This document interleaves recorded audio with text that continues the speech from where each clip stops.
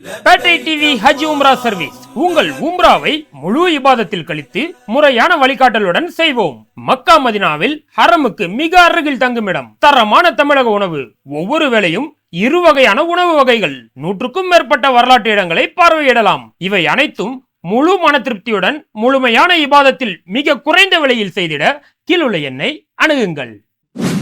SIR form சம்பந்தமான ஒரு முக்கியமான ஒரு வீடியோ. நிறுத்துப்பா, ஃபார்ம் ஒரு வழியா வந்துருச்சு. இதுல அப்ப கூட ஆயாத கூட முந்தைய எண் பிந்தைய எண் வரிசை எண் பாகம் என்னன்னு போடுது. ஒரு இளவும் புரியல இவங்க கொடுக்குற மென்டல் டார்ச்சர்ல அப்படியே கதைக்கு போட்டு. இதுல நம்ம டென்ஷன் ஆகுறதுக்கு, பயப்படுறதுக்கு, பதட்டப்படுறதுக்கு இதுல ஒண்ணுமே கிடையாது. இந்த ஃபார்மை ஃபில்அப் பண்றது ஒரு சாதாரண ஒரு விஷயம். இங்க எப்பேற்பட்ட ஒரு சர்வாதிகார திட்டத்தால இந்த எஸ்ஐஆர் கொண்டு வந்திருக்காங்களோ அதெல்லாம் எதிர்த்து நம்ம போராடிதான் ஆகணும். இந்த ஃபார்மை ஃபில்அப் பண்றது ஒரு சாதாரண ஒரு விஷயம். அதை எப்படி பண்றது ரொம்ப எளிமையா பார்ப்போம். சரிப்பா, டென்ஷன் ஆகாம கேக்குறேன். 3 இடத்துல பாக்ஸ் மாதிரி இருக்குது, 3 இடத்துல ஒரே கேள்விதான் கேட்டு வச்சிருக்காங்க. ஒன்னும் எப்படி ஃபில்அப் பண்றதுன்னா, ஃபர்ஸ்ட் அதுக்கு ஃபில்அப் பண்றதுக்கு முன்னாடி ஒரு எல்லாருக்கும் இருக்கக்கூடிய ஒரு முக்கியமான கேள்வி என்னன்னா, இந்த ஃபார்ம் நான் இன்னைக்கு இருக்கக்கூடிய என் வீட்டுக்கு வருமா, ஃபார்ம் எங்க வரும் அப்படிங்கிறது நிறைய பேருக்கு ஒரு கேள்வியா இருக்கு. ஏன்னா இன்னைக்கு வாடகை வீட்டுல இருக்கிறவங்க ஒரு வருஷத்துக்கு ஒரு வீடு, 2 வருஷத்துக்கு ஒரு வீடு மாறுவாங்க. அப்ப நான் இன்னைக்கு இருக்க வீட்டுக்கு வருமா இல்ல என் ஓட்டர் ஐடி இருக்க வீட்டுக்கு வருமா அப்படின்னு ஒரு கேள்வி இருக்கும். அதுக்கு என்னன்னா, 2024 எல்லாரும் ஓட்டு போட்டிருப்பீங்க. அந்த 2024 நம்ம ஓட்டு போடும் போது நம்ம எந்த வீட்டு அட்ரஸ்ல நம்மளோட ஓட்டர் ஐடி இருந்ததோ அந்த வீட்டு அட்ரஸ்க்கு தான் இந்த ஃபார்ம் வரும். அந்த வீட்டுல நம்ம இருந்தோம்னா நம்ம அந்த வீட்லயே வாங்கிக்கலாம். இல்ல நம்ம வேற வீடு ஷிஃப்ட் ஆகி போயிட்டோம் அப்படின்னும் போது அந்த பழைய வீட்டுல நம்மளுடைய ஹவுஸ் ஓனர்ஸோ நம்மளோட அந்த வீட்டுல யாராவது தெரிஞ்சவங்க இருந்தா அவங்கள்ட்ட சொல்லி வச்சு என் ஃபார்ம் சேர்த்து வாங்கி வச்சிருங்க அப்படின்னு சொல்லி வாங்கி வச்சுக்கலாம். இல்ல அப்படி அவங்க யாரும் வாங்கி வைக்க முடியல அப்படிங்கும் போது பழைய வீட்டு ஹவுஸ் ஓனர் கையில ஃபார்ம் கொடுத்துருப்பாங்களா அவங்க வீட்டுக்கு, அந்த ஃபார்ம்ல இந்த ஃபார்முடைய மேலேயே பிஎல் ஆபீசருடைய நம்பர், அவருடைய பேரு, அவருடைய கான்டாக்ட் நம்பர் அந்த இடத்துல இருக்கும். அந்த கான்டாக்ட் நம்பரை மட்டும் நீங்க வாங்கி அந்த பிஎல் ஆபீசருக்கு போன் பண்ணி இந்த மாதிரி நீங்க எங்க இருப்பீங்க சொல்லுங்க, நான் என்னோட ஃபார்ம் வாங்கிக்கிறணும் அப்படின்னு சொல்லி அவரை கான்டாக்ட் பண்ணி நேர்ல போய் உன்னுடைய ஃபார்ம், உங்க ஃபேமிலியில சேர்ந்தவங்க எல்லாரோட ஃபார்ம், நீ ஒரு ஆள் சேர்த்து அந்த ஃபார்ம் வாங்கிக்கலாம். சரிப்பா, அதெல்லாம் பண்ணி ஃபார்மை கையில வாங்கியாச்சு. எப்படி ஃபில் பண்றது அதானே தெரிய மாட்டேங்குது. இப்ப இந்த ஃபார்மை பொறுத்த வரைக்கும் இந்த ஃபார்ம்ல இருக்கும் நம்மளுடைய நேமு, நம்மளுடைய ஓட்டர் ஐடி, அட்ரஸ் எல்லாமே இதுல இருக்கும். இதெல்லாம் இருக்கும்போது பக்கத்துல நம்மளுடைய QR கோடு, அதுக்கு பக்கத்துல நம்மளுடைய போட்டோ இருக்கும். இந்த போட்டோ நம்மளுடைய இதுக்கு முன்னாடி நம்மளோட ஓட்டர் ஐடியில இருந்துச்சு இல்லையா, அந்த போட்டோ தான் இதுல இருக்கும். பக்கத்திலேயே ஒரு பாக்ஸ்ல தற்போதைய புகைப்படத்தை ஒட்டவும் அப்படின்னு இருக்கா. அந்த தற்போதைய புகைப்படம் ஒட்டவும் இடத்துல இப்ப நம்மளுடைய கரண்ட் போட்டோ நம்ம சேஞ்ச் பண்றோம் அப்படிங்கும் போது இப்ப நம்ம கரண்ட் போட்டோ ஒரு பாஸ்போர்ட் சைஸ் போட்டோ, அந்த பாஸ்போர்ட் சைஸ் போட்டோவை அதுல ஒட்டிடணும். அதுக்கடுத்து கீழே முதல் பேராகுவா, இந்த முதல் பேரா தான் முக்கியமான ஒரு விஷயம். இன்னைக்கு நம்மளுடைய கரண்ட் டீடைல்ஸ் என்ன இருக்கோ அதெல்லாம் இதுல எழுதணும். ஃபர்ஸ்ட் ஆரம்பத்துல என்ன இருக்கு, பிறந்த தேதி. அந்த பிறந்த தேதி, இந்த பிறந்த தேதி இருக்கக்கூடிய இடத்துல இன்னைக்கு நம்மளுடைய ஆதார் கார்டுல என்ன பர்த் டேட் இருக்கோ, பிறந்த தேதி இருக்கோ, அந்த தேதி பிறந்த தேதி அதுல எழுதணும். 2வது ஆதாரோட நம்பர், நம்மளுடைய ஆதார் கார்டோட நம்பர் 2வது இதுல எழுதணும். 3வது கைபேசி எண், நம்மளோட மொபைல் நம்பர் அந்த இடத்துல எழுதிடணும். அதுக்கடுத்து தந்தை பாதுகாவலரின் பேர், நம்மளுடைய அப்பா பேர் அந்த இடத்துல எழுதிடணும். பெண்ணா இருந்தாலும் ஆணா இருந்தாலும் அப்பா பேர் தான் அந்த இடத்துல எழுதணும். அதுக்கடுத்து தந்தை பாதுகாவலரின் வாக்காளர் புகைப்பட அடையாள அட்டை எண், அந்த அதாவது அப்பாவுடைய ஓட்டர் ஐடியோட நம்பர் கேட்கறாங்க. நம்ம அப்பாவுடைய இன்னைக்கு அப்பா கையில என்ன ஓட்டர் ஐடி இருக்கோ அந்த ஓட்டர் ஐடியோட நம்பர் அந்த இடத்துல எழுதணும். அதுக்கடுத்து தாயாருடைய பேர், அம்மாவுடைய பேர் அங்க எழுதணும். தாயாருடைய வாக்காளர் புகைப்பட அடையாள அட்டை எண் இருப்பின் அவங்க அம்மாவோட வாக்காளர் அடையாள அட்டை இருந்துச்சு அப்படின்னா அதை எழுதி வச்சிருங்க. அதுக்கடுத்து துணைவரின் பெயர், இப்ப நமக்கு கல்யாணம் ஆயிருச்சு அப்படின்னா நம்மளுடைய மனைவி பேர், உனக்கு கல்யாணம் ஆயிடுச்சா, ஒரு வாட்டி 10 வாட்டி நொட்டுவாங்க அவருக்கு. நம்மளோட மனைவியோட பேர், பெண்ணா இருந்தா அவங்களோட கணவரோட பேர் எழுதணும். துணைவரின் வாக்காளர் புகைப்பட அடையாள அட்டை எண் இருப்பின் நம்மளுடைய கணவனுக்கோ மனைவிக்கோ அவங்களுக்கு ஓட்டர் ஐடி இருந்துச்சுன்னா அவங்களுடைய பேர் எழுதணும். இந்த மாதிரி கரண்ட் டீடைல் எழுதுறதுதான் முதல் பேரா. இந்த முதல் பேரா தான் ரொம்ப முக்கியமான ஒரு இதை எழுதி முடிச்சாச்சு. சரிப்பா, இது ஓரளவுக்கு புரியுது. இந்த கீழே 2 இடத்துல முந்தைய எழுதிருக்கேன், இதான் மென்டல் டார்ச்சர் ஆகுது. ஆமா, ஆனா இதுதான் முக்கியமான ஒரு விஷயம். இன்னைக்கு எஸ்ஐஆர்னு இவங்க ஒரு சட்டம் கொண்டு வரதுக்கு காரணமே, இதுக்கு முன்னாடி 2002, 2005 எஸ்ஐஆர் எடுக்கப்பட்டது இல்லையா, அந்த டீடைல் நம்ம கொடுத்தா மட்டும்தான் நம்ம இன்னைக்கு வாக்காளர் அப்படின்ற ஒரு உரிமை நமக்கு கிடைக்கும், அந்த அடையாளம் நமக்கு கிடைக்கும். அதனால கீழே இருக்கக்கூடிய விஷயம் தான் முக்கியம். அதனால இந்த கீழே இருக்கு இல்லையா, கீழே 2வது பேராவுல 2 பாக்ஸ் தனித்தனியா கொடுத்திருக்காங்க. முந்தைய சிறப்பு தீவிர திருத்தத்தில் உள்ள வாக்காளர் பட்டியலில் உள்ள வாக்காளரின் விவரங்கள் அப்படின்னு சொல்லி இருக்கும்.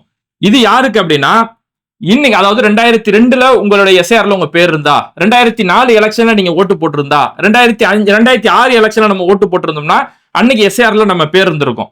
அவங்களா இருந்திருந்தா, அதாவது இன்னைக்கு தேதிக்கு ஒரு 38 வயசு 40 வயசு யாருக்கெல்லாம் இருக்குமோ அவங்க இந்த 2வது பேரால இருக்கக்கூடிய லெஃப்ட் சைட்ல இருக்கக்கூடிய பாக்ஸ்ல அவங்க கம்பல்சரி அதை ஃபில்அப் பண்ணி ஆகணும்.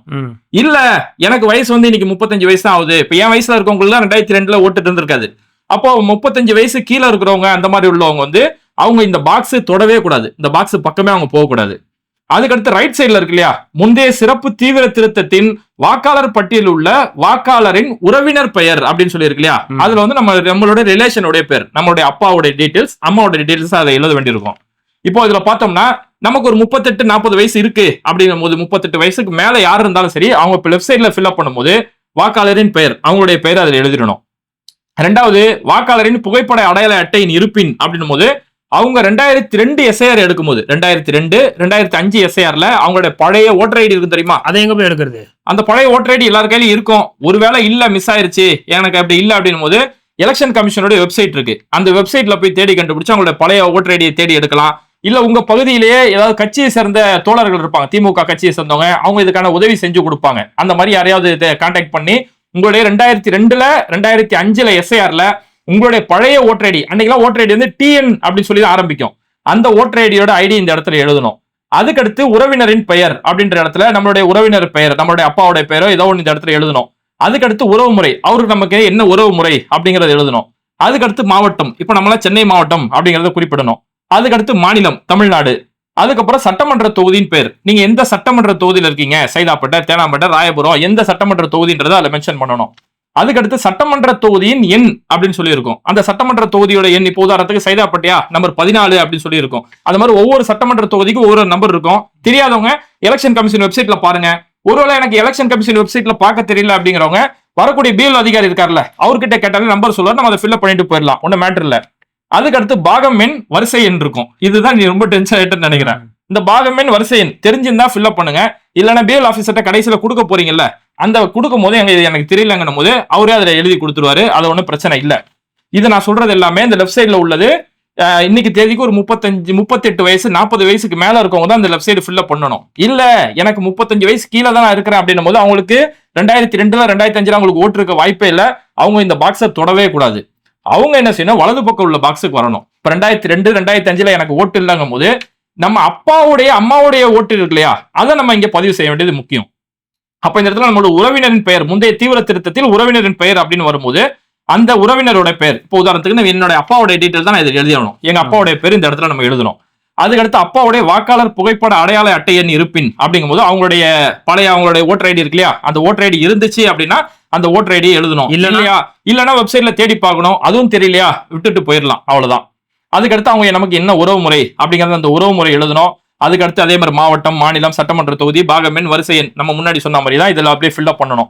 எல்லாம் ஃபில்அப் பண்ணி முடிச்சதுக்கு பிறகு இந்த இடத்துல நம்ம எல்லாம் ஃபில் பண்ணி முடிச்சதுக்கு பிறகு கீழே நம்மளுடைய கையொப்பம், இந்த இடத்துல நம்மளோட சிக்னேச்சர் போடணும். கீழே வாக்குச்சாவடி நிலைய அலுவலரின் கையொப்பம், அதாவது பிஎல் ஆபீசர் வரார் இல்லையா, அவரோட கையெழுத்து போட்டு அவர் எடுத்துட்டு போயிடுவாரு. ஒவ்வொரு வாக்காளர்களுக்குமே நம்ம கொடுக்கக்கூடிய இந்த எனுமரேஷன் ஃபார்ம் அப்படிங்கிறது ஒவ்வொருத்தருக்குமே எலெக்ஷன் கமிஷன் வந்து 2 ஃபார்ம் கொடுத்திருப்பாங்க. ஒரு ஃபார்ம் நம்ம ஃபில்அப் பண்ணி முடிச்சோன்னா ஒரு ஃபார்ம் அவங்க எடுத்துட்டு போயிடுவாங்க, இன்னொரு ஃபார்முடைய காப்பி அதை நம்ம கையில கொடுத்துருவாங்க. அதுதான் நமக்கு இருக்கக்கூடிய முக்கியமான ஒரு ஆதாரம். ஆனா இந்த இடத்துல ஒரு விஷயம் என்னன்னா, சில பிஎல் ஆபீசர்களுக்கு அவங்களுக்கு ஒண்ணுமே புரியுறது இல்ல. அவங்க என்னன்னா 2 ஃபார்மும் எங்க கையில தான் இருக்கும், உங்க கையில நான் யாரும் தரமாட்டோம் அப்படின்னு சொல்லி அவங்களுக்கு புரியுது இல்லாம என்ன செய்றாங்க, 2 ஃபார்மே அவங்க கையிலேயே கொண்டு போயிடுறாங்க. ஆமா பிஎல் ஆபீசர் நிறைய பேருக்கு ஒண்ணுமே தெரிய மாட்டேங்குது. எங்க வீட்டுக்கு ஒருத்தர் வந்தாரு, வந்து தேடி கிடி முடிச்சுட்டு, ஏப்பா மன்னார் சாமியா அப்படின்றாரு. யோ மன்னார் சாமி இல்லையா, அது மன்சூர் அலி ஒழுங்கா பண்ணிட்ட, பக்கத்து வீட்டுக்காரன் போய் ஏம்பா சேலம் அப்படின்றாரு. யோ சலிமையா அது. அந்த மாதிரி ஒரு சிலர் சொல்லுவாங்க, அடம் முடிப்பாங்க, நாங்க உங்களுக்கு எல்லாம் காப்பிலாம் கொடுக்க மாட்டோம், நாங்க எடுத்துருவோம் அப்படிம்பாங்க. அதனால இந்த பிரச்சனைக்கு வேலை இல்லாம அவங்க எப்ப இந்த ஃபார்ம் ஃபில் பண்றதுக்காக நம்ம கையில ஒரு காப்பி கொடுத்தாங்க இல்லையா, கொடுத்த உடனே ஒரு ஜெராக்ஸ் எடுத்து வச்சிருங்க. ஏன்னா இதுதான் நமக்கு நாளைக்கு முக்கியமான ஒரு ஆதாரமா இருக்கும். ஒரு ஜெராக்ஸ் ஒன்று எடுத்து வச்சிருங்க.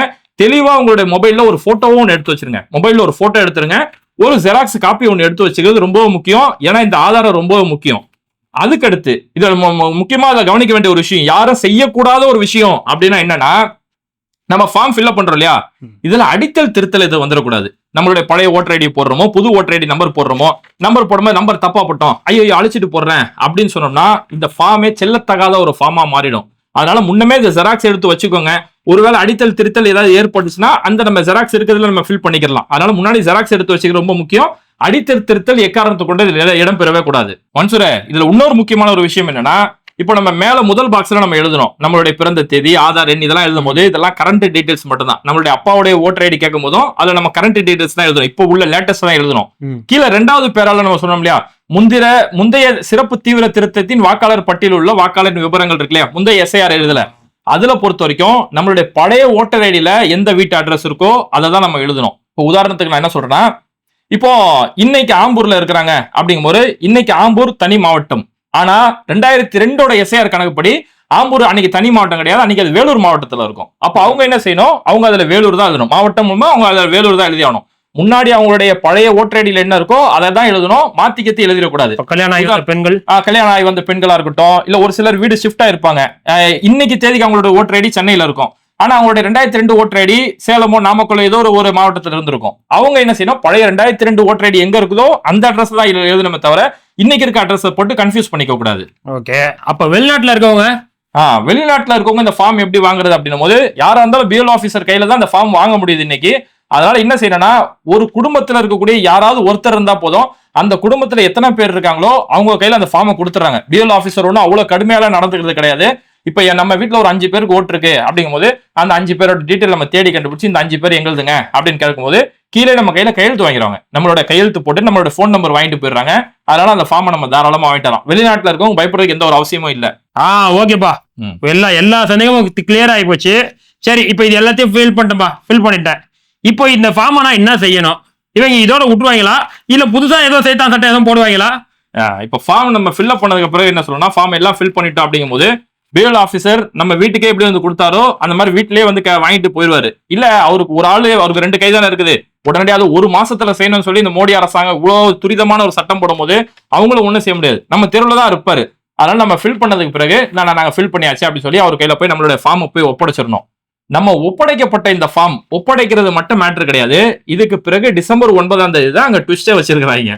அதாவது இப்ப நம்ம இந்த ஃபார்ம் ஃபில்அப் பண்றதுக்கான அவகாசம் நவம்பர் 4ஆம் தேதியில இருந்து டிசம்பர் 4ஆம் தேதிக்குள்ள நம்ம ஃபில் பண்ணி ஒப்படைச்சிடணும். நம்ம ஒப்படைச்சாச்சு, டிசம்பர் 4க்குள்ள ஒப்படைச்சேன்னு வச்சுக்கோ. இந்த ஒப்படைக்கப்பட்ட ஃபார்ம் எல்லாமே டிசம்பர் 9ஆம் தேதி டிராஃப்ட் வெளியிடுவாங்க. அதாவது நம்ம கொடுத்த ஃபார்ம் ஓகே, இன்னாரோட மன்னாரு, இவருக்கு வந்து இந்திய குடிமகன் தான், இவருக்கு ஓட்டு இருக்கு அப்படின்னும் போது நம்மளுடைய ஓட்டு ஏற்றுக்கொள்ளப்பட்டது, நம்மளுடைய ஃபார்ம் ஏற்றுக்கொள்ளப்பட்டது அப்படின்னு சொல்லி அதுல வந்துடும். ஓட்டு நமக்கு இருந்துச்சுன்னா வந்துடும். இல்ல நம்ம கொடுத்த ஃபார்ம்ல ஏதாவது முறை இல்ல, உங்களுக்கு 2002 உங்களுக்கு ஓட்டு இல்ல, அதனால நீங்க உங்களுக்கு சரியில்லை, உங்க அப்பா ஓட்டுல ஏதாவது ஒரு காரணம் சொல்லி, ஆனா மேக்சிமம் அந்த அளவுக்கு வராது. நம்ம கொடுக்கறது மூலியமாவே எல்லாமே இதுலயே சரியா போயிடும், யாரும் பயப்பட தேவையில்ல. ஒருவேளை நம்மளுடைய பேர் அதுல வரல அப்படின்ற பட்சத்துல நம்ம அதுக்கடுத்து டிசம்பர் 9ஆம் தேதிக்கு பிறகு இந்திய தேர்தல் ஆணையம் சார்பில் அவங்க ஒரு வெப்சைட் கொடுப்பாங்க. அதுக்கப்புறம் எல்லாமே ஆன்லைன் டிரான்சாக்ஷன் தான். அந்த வெப்சைட்ல நம்மளுடைய இந்த பூர்த்தி செஞ்சோம்ல, அதனாலதான் இதுல ஒரு காப்பி நம்ம எடுத்து வச்சுக்கணும்னு நம்ம சொல்றது. நம்ம பூர்த்தி செஞ்ச இந்த ஃபார்ம், இதுக்கு பிறகு இந்த ஃபார்மோட பேக் சைட்ல பல விவரங்கள் எழுதியிருக்கும். நீங்க அதுக்கு அடுத்து நம்ம வந்து 13 ஆவணங்கள் நம்ம கையில கேட்பாங்க. இந்த 13 ஆவணங்கள் என்னென்ன அப்படிங்கிற அந்த டீடைல் இருக்கும். இந்த 13 ஆவணங்கள்ல ஏதாவது ஒரு ஆவணம், நமக்கு ஒரு ஆவணம், நம்மளுடைய அப்பாவுக்கு ஒரு ஆவணம், இது தேவைப்படும். இது அந்த டைம்ல நம்ம இதெல்லாம் இப்பயே போட்டு யாரும் கன்ஃபியூஸ் பண்ணிக்க தேவையில்ல. மேக்சிமம் நம்ம இதை கரெக்டா முறையில ஃபில் பண்ணி கொடுத்துட்டோம் அப்படின்னா இதுலயே நம்மளுடைய 99% இதுலயே எல்லாமே முடிஞ்சிடும். ஒருவேளை வராத பட்சத்துல அதுக்கப்புறம் இன்னும் நம்ம அந்த சைட்ல அந்த டைம்ல பாத்துக்கலாம்.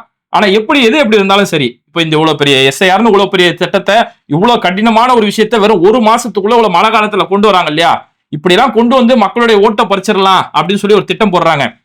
குறிப்பா பீகார்ல இஸ்லாமியர்களுடைய ஓட்டு இதுல பெரிய அளவுல பறிக்கப்பட்டது. லட்சமா இஸ்லாமியர்கள் ஓட்டு பறிக்கப்பட்டதால யாருமே நம்மளுடைய ஓட்டை பறிக்கிறதுக்கு நம்ம இடம் கொடுத்துடவே கூடாது. அதனால எப்ப எஸ்ஐஆரோ குசையாரோ என்ன ஒரு சட்டம் போட்டாலும் அதை நம்ம கண்டிப்பா எதிர்க்கணும்.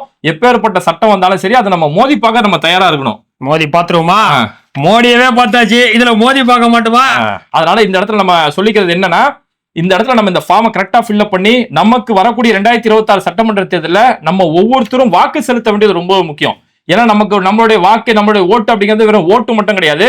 இந்த எஸ்ஐஆரோட நோக்கமே என்னன்னா, இந்திய குடிமகனா அப்படின்றத சோதிக்கிறதுக்கு தான். அப்ப நம்ம வரக்கூடிய தேர்தல் நம்ம ஓட்டு போட்டாதான் நம்ம இந்திய குடிமகன்றதுக்கான ஒரு அடையாளம். அதனால வரக்கூடிய தேர்தல் நம்ம ஓட்டு போட வேண்டியது ரொம்ப முக்கியம்.